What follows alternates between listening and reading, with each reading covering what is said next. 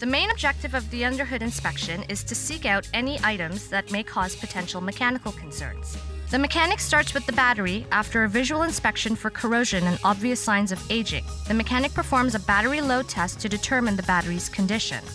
Once satisfied with the load test results, the mechanic moves on to the cooling system. The radiator and hoses are inspected for any leaks or signs of road hazard damage. Some leaks may not be easy to spot, so some mechanics will perform a second inspection with the cooling system pressurized. The coolant level is inspected, and using a hydrometer, the mechanic also checks the coolant strength. If the coolant's condition is weak or it is past the service interval, the mechanic notes that replacement is necessary.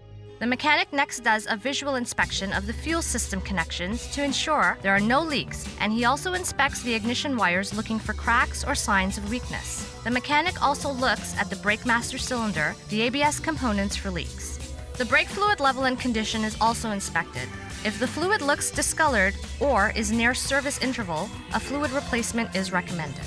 The power steering fluid level is inspected, and the mechanic also checks the pump belt tension along with tensions of the alternator belt and air conditioning compressor belt.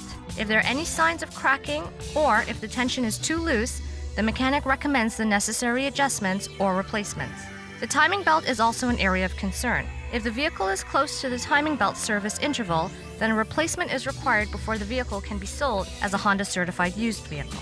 The mechanic now focuses on the air conditioning system and visually inspects the condenser looking for signs of corrosion or possible road hazard concerns. The engine is then started and the air conditioner is turned on. The mechanic wants to ensure the system cycles in properly and that there are no visible signs of refrigerant leaking. While the vehicle continues to run, the final underhood component is inspected. The mechanic brings the vehicle up to optimum running coolant temperature to ensure the electric cooling fan functions properly.